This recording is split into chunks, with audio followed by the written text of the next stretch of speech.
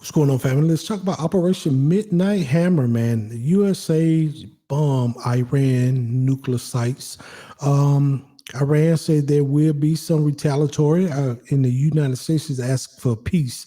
I'm going to give my commentary after the Fox News break it down to everybody. You've been watching the press conference at the Pentagon there. We have now learned the operation named Midnight Hammer.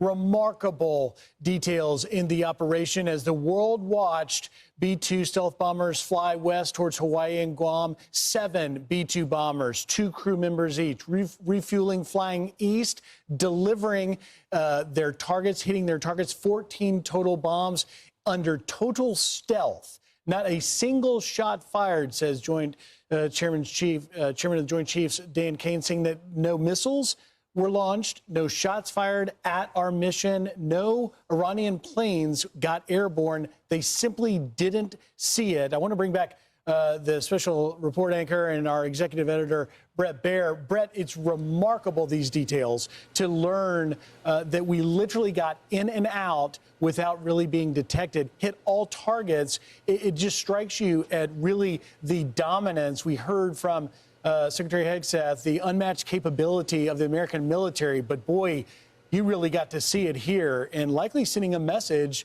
to those that would do us harm. Definitely. This is exactly what we were hoping for. Some details, as you mentioned, 7 B-2 bombers. This is the largest B-2 mission ever in the history of the U.S., dropping 14 of these massive ordnance penetrator bombs. Remember, those are 30,000 pounds each, the GBU-57. That's 420,000 pounds of ordnance just in the B-2 bombers dropping on those 3 nuclear sites. Then you add some 30-plus Tomahawk missiles from U.S. submarines. You've got 75 precision-guided bombs falling on these nuclear sites. Essentially, the message was, we're not at war with Iran. We're at war with Iran's nuclear program, and there is time for Iran to get back to the table, and the president seeks peace. But as we talked about before we came to this press conference, and Rachel, you mentioned the deception and the effort to really tighten down on operational security. You heard a little bit about that. Not only decoy planes going different places, also ghost planes on radars, as well as the B-2s going to the west, while others flew from Whiteman Air Force Base in Missouri. They are not saying exactly what the battle damage assessment is. Rightfully so. They're waiting for some more details on the ground. But that's really the big question. Where does Iran's nuclear program stand tonight or today? And this sounds like it is pretty devastated and decimated. Brett, do you have any sense as to how they, quote-unquote, complete a BDA, a battle damage assessment? Because, you know, at this point, I'm going to go out on a limb and say it's unlikely that the Iranians are going to welcome in inspectors to look at what's left.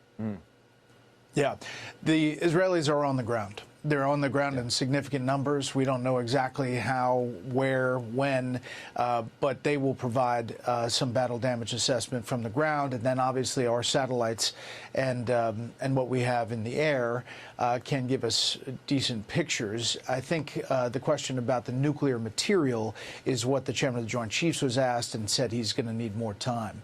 I was struck by, you know, this isn't about regime change. This is very precision. We talked about that going in. That was the message from the president last night, and it is one in which the Iranian leadership has to make a decision now. But if there is an attack on a U.S. facility, U.S. people, U.S. soldiers, U.S. bases, all bets are off. Brett, they were asked, Secretary Hegseth was asked if the administration is in direct contact with Iran. Of course, he said yes, public and private measures. But something he said they know exactly what steps they need to take for peace. He didn't say what those steps are. What do you think those steps are? Well, to give up enrichment has been one of the bars to start. And I think there's a long list that they've been talking about with the Europeans that has circulated around that the Iranians turned their back on in Geneva. They may turn their back the other way, go back to the table, considering what they just saw last night. But we'll see. The question really is the Iranian leadership and when we hear from them. So far, it's been a lot of bluster online, a lot of social media saying, you know, the response is yet to come. It is going to be devastating for Israel and the U.S. Clearly, we'll see. And we mentioned the tentacles of terrorist cells that we really have to be careful of. Yeah. Yeah, you know, Brett, I was really also struck by Pete Hegseth, in particular, Secretary Hegseth, talking about the desire for peace, the desire to make sure that this does not go beyond these strikes, that Donald Trump, the president. Let's talk about that. It's hard for me, and I understand because I live in the United States and I'm veteran, so I'm pro-military, I'm pro make sure people is safe. However, after Iran was struck yesterday with by three bombs, they said, and 14 bombs, and probably destroyed their nuclear site. Probably, I don't know. Nobody really know. But then I heard the United States say, "Hey, it's time for peace." They want peace. It's kind of hard for me to see somebody like Iran who want to say, "Hey, y'all done struck our equipment. Now y'all want peace." It's like a fight. If somebody punch you in a fight, and then all right, time out, the fight over. Let's shake hands and have peace and walk away. You just punched me. I want my leg back. So to me, I'm thinking, I don't know, but more likely Iran probably will retaliate in some form. I doubt if they retaliate against the United States. It's like a big brother you really don't want to mess with. It's like you're a kindergarten and you fighting a high schooler out of your class. However, they will probably attack Israel, and they probably going to send a bombard of missiles toward Israel. And but what concerns me about this whole thing, one of the leaders over there, I think it was one of the Iran leaders, the Muslim leaders, said, "Hey, there's a lot of sleeper cells, and they're all over the world, and a lot of them is in the United States. And when the border was open, we don't know who came in. A lot of people came in undocumented. A lot of people, and not just these people was Hispanics. It was a lot of people. I remember one video showing where one guy, he was like, "Y'all don't know me now, but you will know me." So we don't know who these people is that came in, and you don't know if these sleeper cells are being activated to do harm across the United States. I tell everybody right now, it's the time to keep your head on a swivel, stay safe, go out and get what you need. I tell people, make sure you got your water, make sure you got your hygiene products. You know what I mean? Because as long as you got enough water, you can survive. You don't have to have food every day, but you got to have water. Get you some water.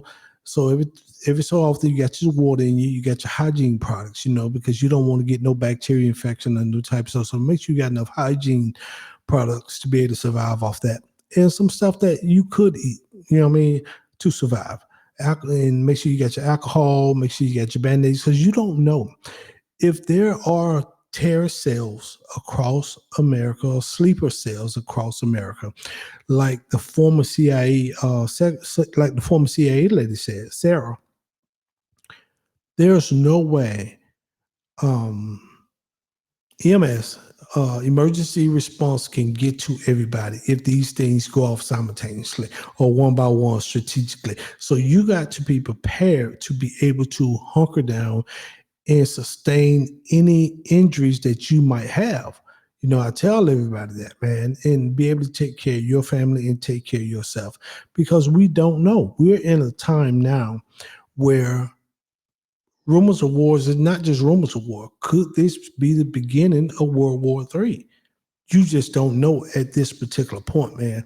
So I feel bad for a lot of people out here right now, because a lot of people are worried. A lot of soldiers, as an ex-soldier myself, a lot of soldiers are nervous because we're more likely often to go to war, or at least go to another conflict.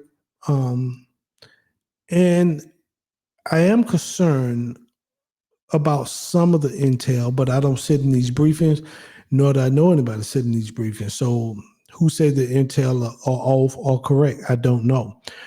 but I am concerned about keep going to war. We stay in conflicts, man. And there ain't gonna be no peace. I don't believe when you strike a person that don't have anything to lose, and they've been fighting for thousands of years over there. There's never gonna be a peace, man. I think we just entered something that we ain't gonna be able to walk away from. Let's keep going for a little while now. Come back and give my more commentary, and I'll close it out. The president wants them at the negotiating table to end this. That was very encouraging to somebody like me who's very concerned about this expanding into regime change. That felt good. On the other hand, there's a lot of tripwires here. We've got the bases that are there that are somewhat vulnerable, despite the threats from the U.S. government saying, don't touch our men.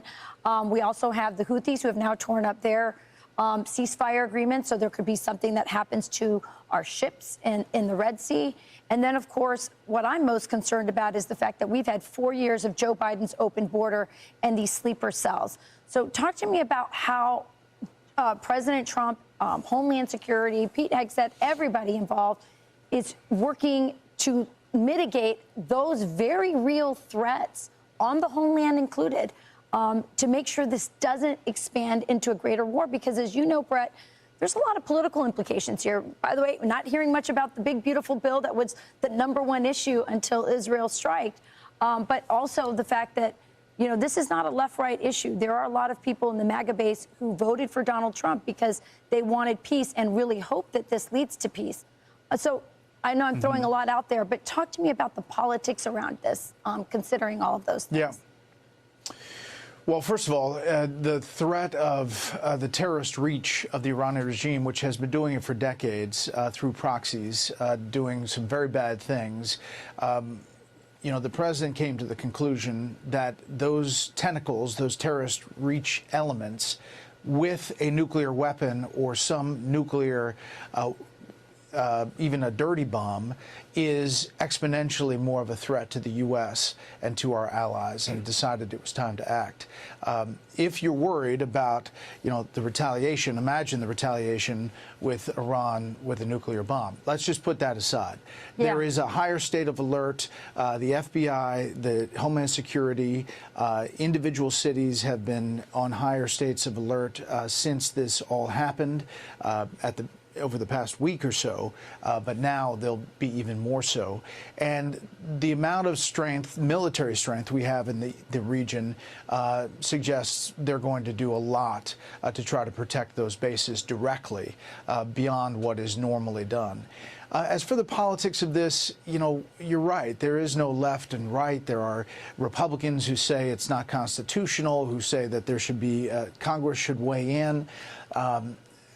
However, you have Democrats who say this is the right move and it protects the homeland. I think there's going to be a lot of vocal voices. The question is next steps. And right now, the president's signaling that this is a very limited operation unless Iran acts to get us in. Israel's not going to convince the U.S. to do anything more than we're saying we're going to do.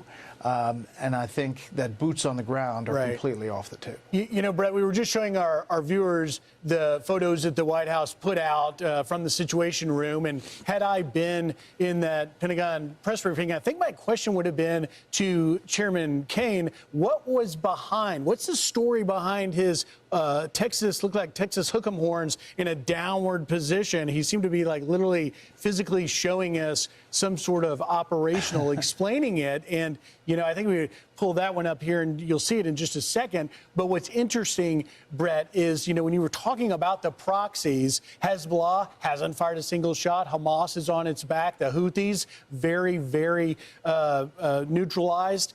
You wonder if they're taking in some of this and listening, perhaps particularly, there's the shot, that one right there. He's talking about an operation which has once again shown American dominance globally at a time when there wasn't the deterrence of the last administration. Now, obviously, American deterrence appears to be back. You've got to think the proxies are paying very close attention to this. Yeah, definitely. It looks to me like there's 2 bunker buster bombs coming out of 2 B-2s heading towards Fordo, but I'm just guessing there. Yeah. And by the way, as far as asking those questions in the briefing, it does bring me back to those days of being in that front row. And there are still some guys there that are there from the time that I was there. They're a little bit grayer, but they are very knowledgeable about the U.S. military as they ask those questions. All right, I'm gonna close it out with this. As an ex-soldier, I'm always back the United States. You know what I mean? That's my country, and that's where I served in the military. Do I agree with everything that might be going on? No, because lives are at stake. A lot of lives can be at stake. And if there truly are sleeper cells, a lot of civilians' lives can be at stake. They are not military trained unless they're ex-veterans. And so that would mean there could be some casualties of war on this soil if something like that was to happen.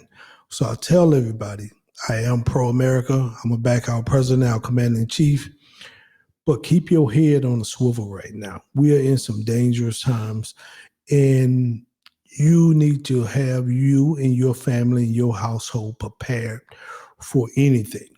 Anything can possibly happen right now. So with that said, man, I'm Abi Yasharel. May peace be with you all. And until next time, shalom.